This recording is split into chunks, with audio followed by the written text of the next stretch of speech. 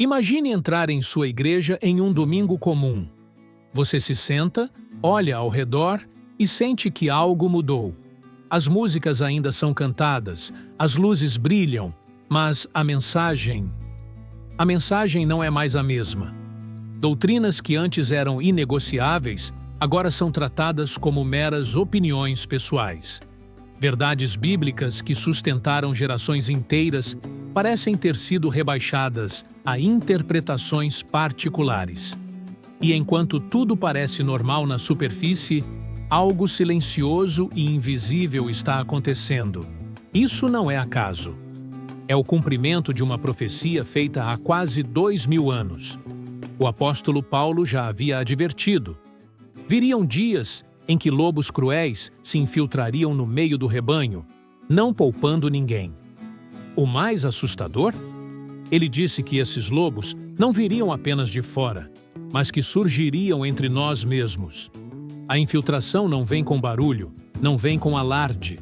Ela é como um vírus invisível, contaminando lentamente até que muitos já não saibam mais distinguir entre verdade e mentira. Paulo foi direto.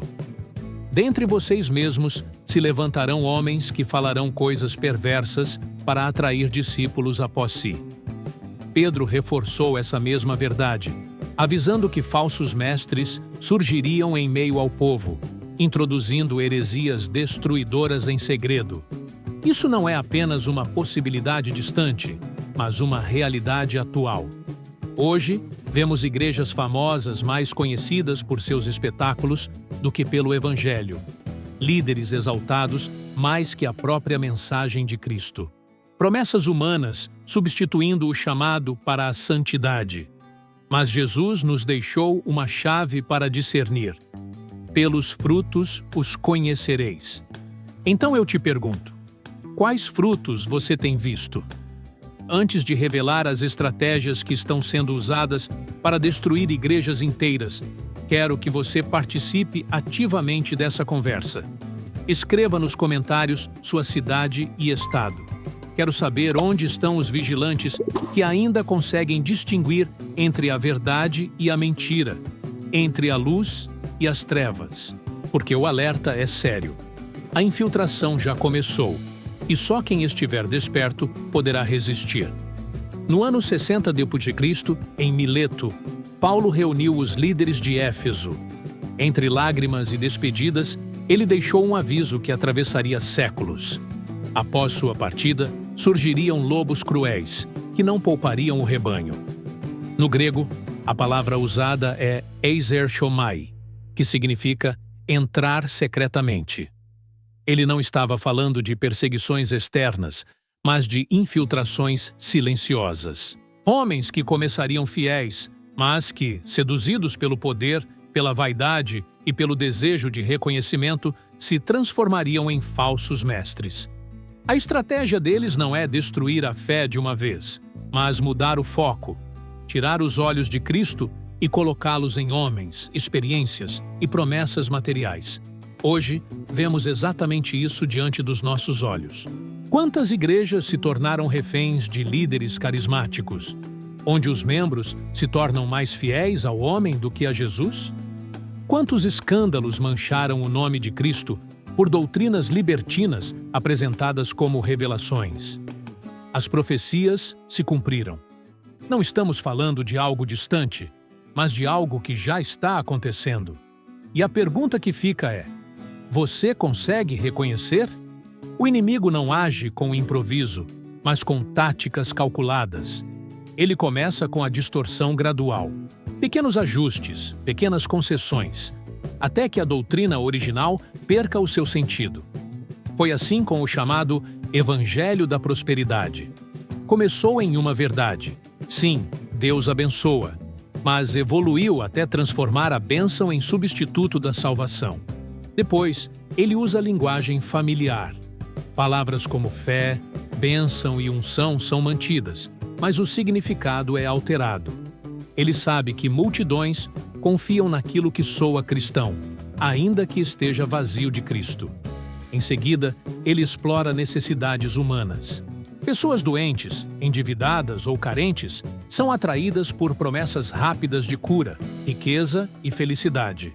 E, para calar qualquer voz que questione, surgem frases como: "Não toquem no ungido do Senhor". Assim, discernimento é tratado como rebeldia e o silêncio passa a ser imposto como virtude. Talvez você já tenha visto isso de perto. Igrejas onde as pessoas já não se satisfazem com a palavra, mas precisam de novas experiências emocionais, semana após semana. Onde os membros se tornam viciados em arrebatamentos momentâneos, mas nunca crescem em caráter ou maturidade. Esse é um campo fértil para manipulação. E a pergunta que ecoa é: será que você consegue identificar essas estratégias ao seu redor? A Bíblia, no entanto, não nos deixou sem sinais de alerta. Ela nos mostra como reconhecer quando uma igreja foi infiltrada. O primeiro sinal é a perda da centralidade da palavra. A pregação deixa de ser expositiva, deixa de ser a voz de Deus e se torna um mero trampolim para ideias humanas. O evangelho se dilui, o pecado é minimizado, a santidade é esquecida e a mensagem passa a ser reduzida a um slogan. Deus quer te fazer feliz e próspero. O pastor, então, se torna intocável. Não se pode questioná-lo, pois ele se coloca em um pedestal de infalibilidade espiritual. A prosperidade material vira medida de espiritualidade. O tamanho da conta bancária é visto como sinal de fé.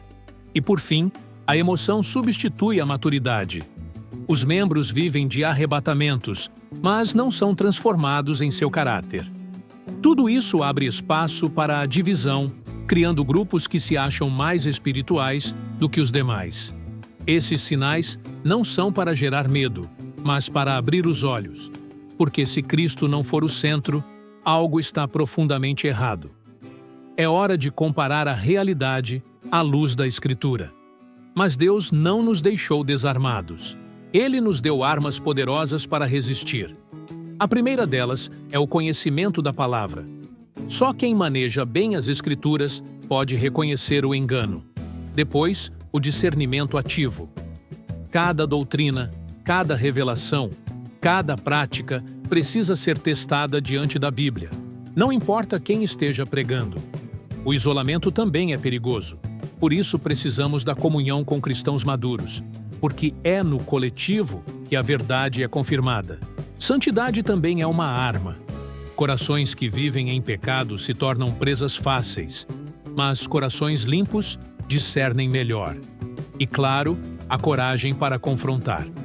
Porque a verdade precisa ser defendida, mesmo que doa. Por último, mas não menos importante, a dependência do Espírito Santo. Ele é quem nos guia em toda a verdade e abre nossos olhos para o que está escondido. Mas saiba de uma coisa: a resistência não é passiva. Ela é uma batalha que exige vigilância diária. Paulo já havia avisado. Nos últimos dias haveria aparência de piedade, mas negariam o poder dela.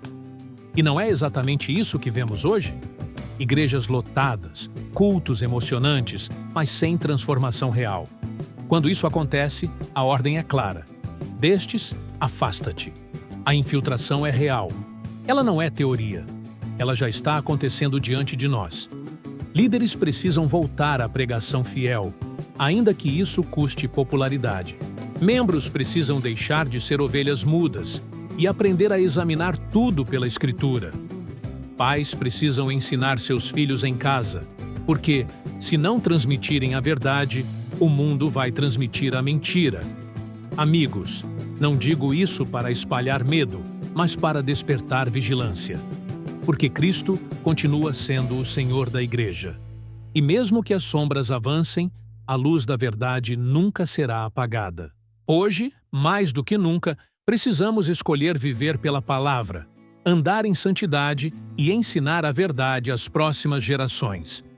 Se essa mensagem falou com você, escreva nos comentários: "Eu escolho a verdade". Compartilhe esse vídeo para que outros também despertem. A infiltração é poderosa, mas a verdade é ainda mais forte. Fiquem firmes na fé, porque a batalha pela verdade vale cada sacrifício.